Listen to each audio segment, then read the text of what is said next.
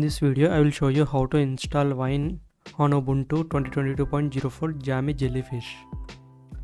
Head over to browser, then go and search for winehq org. Open this link, go to the download section. Next, choose the Ubuntu. Now open the terminal.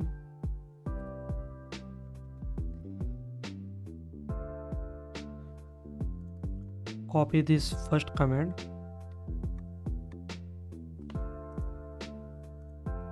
Paste it in terminal.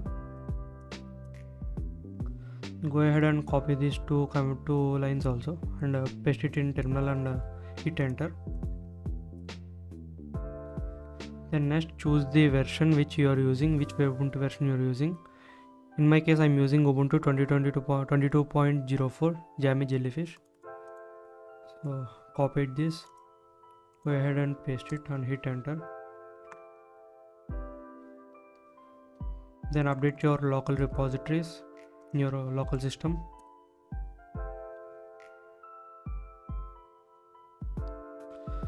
So copy this one, stable branch, sudo apt install recommends winehq stable.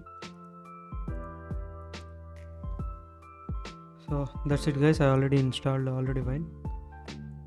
Thank you.